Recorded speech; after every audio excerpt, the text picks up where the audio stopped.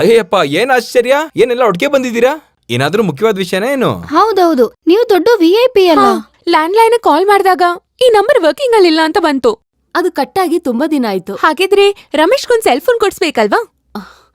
ಅಲ್ಲ, ಏನಕ್ಕೆ ಇಷ್ಟೊಂದು ಅವಸರ ಅಂತ ನಿಮ್ಗೆ? ರಮೇಶ್ ಜೂಬ್ಲಿ ಸೆಲೆಬ್ರೇಷನ್ಗೆ ಮುಮ್ಮುಟಿನ ಕರ್ಕೊಂಡ್ ಬರ್ತೀನಿ ಅಂತ ಲೇಖ ಹೇಳಿದ್ಲಲ್ವಾ? ಹೌದು. ಅದು ಹಾಳಾಗೋಯ್ತು.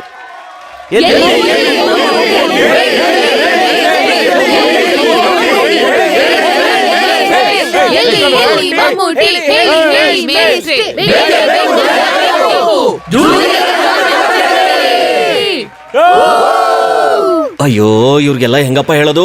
ಮೈ ಡಿಯರ್ ಸ್ಟೂಡೆಂಟ್ಸ್, ನನ್ನ ಮುದ್ದು ಮಕ್ಕಳೇ, ನಮ್ಮ ಕಾಲೇಜಿನ ಚರಿತ್ರೆಯಲ್ಲೇ ಈ ದಿನ ಅವಿಸ್ಮರಣೀಯವಾದ ದಿನ. ದಯವಿಟ್ಟು ಯಾರು ಶಬ್ದ ಮಾಡಬೇಡಿ, ನಿಮ್ ಕೈ ಮುಗ್ದು ಕೇಳ್ಕೊತೀನಿ. ಅಯ್ಯೋ, ಈ ಹುಡುಗರನ್ನ ಇಟ್ಕೊಂಡು ನಾಯಿನ ಸಮುದ್ರಕ್ಕೆ ತಗೊಂಡೋಗ್ಬಿಟ್ರು ಅದು ನೆಕ್ಕೊಂಡೇ ನೀರ್ ಕುಡಿಯೋದು. ಇದು ಯಾರು ಹೇಳಿ ತತ್ವ? ನಾನ್ ಕಂಡಿಡ್ದಿರೋ ತತ್ವ ಅಂತಾನೆ ತಿಳ್ಕೊ. ನಿಮ್ಗೆ ಅವಾಗ್ಲೇನೆ ಹೇಳ್ದೆ ಅವ್ರ ಬಗ್ಗೆ ಹುಷಾರಾಗಿರಿ ಅಂತ. ಕೇಳಿದ್ರೆ ನನ್ ಮಾತು ಎಲ್ಲಿ ಅವಳು? ಅವ್ರ ಮುಂದೆ ನಾನು ಡಾನ್ಸ್ ಆಡ್ತಿದ್ದೀನಿ, ಚಿಂದಿ ಉಡಾಯಿಸ್ತೀನಿ. ಸಮಾಧಾನವಾಗಿದ್ರೆ ಸಾಕು. ಅದನ್ನೇ ರಮೇಶ್ ನೋಡ್ಕೋತಾನೆ ಬಿಡು. ಅಲ್ಲೇ ಕೂತ್ಕೊಳ್ಳಮ್ಮ.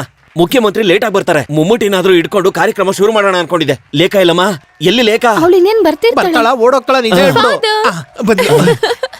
ನೀನ್ ಹೇಳ್ದೆ ಅನ್ನೋ ಧೈರ್ಯದ ಮೇಲೆ ಶಿಲ್ಬೆ ತೆಗೆದು ನನ್ನ ಹೆಗ್ಲ ಮೇಲೆ ಇಟ್ಕೊಂಡೆ. ಎಲ್ಲ ನಡೆಯುತ್ತಲ್ವಾ? ಧೈರ್ಯವಾಗಿರಿ ಫಾದರ್. ರಾಜ್ಕುಮಾರ್ ಹತ್ರ ಅಲ್ಲ, ಮೋಹನ್ಲಾಲ್ ಅವ್ರ ಮನೆ. ಹಾ, ನಿಜವಾಗ್ಲೂ? ಹೌದು. ಕೊನೆಯಲ್ಲಿ ನಾನು ಈ ಕಾಲೇಜ್ ಬಿಟ್ಟು ಓಡೋಗೋ ತರ ಮಾಡ್ಬೇಡ. ಓಡೋಗ್ ಬಚ್ಚಿಟ್ಕೊಳ್ಳೋದಿಕ್ಕೆ ನನ್ಗೊಂದ್ ಚರ್ಚು ಕೂಡ ಗೊತ್ತಿಲ್ಲ.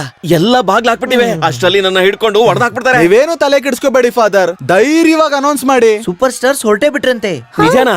ಈಗ ಗೊತ್ತಾಗ್ತಿದ್ಯಾ ನಮ್ಮ ಹುಡುಗರು ಟ್ಯಾಲೆಂಟ್ ಏನು ಅಂತ? ನಾನು ಮುಮ್ಮುಟಿ ಜೊತೆ ಒಂದು ಫೋಟೋ ತೆಗೆಸ್ಕೋಬೇಕು. ನನಗೂ ಅವ್ರ ಜೊತೆ ಸೇರ್ಕೊಂಡು ಆಕ್ಟ್ ಮಾಡ್ಬೇಕು ಅಂತ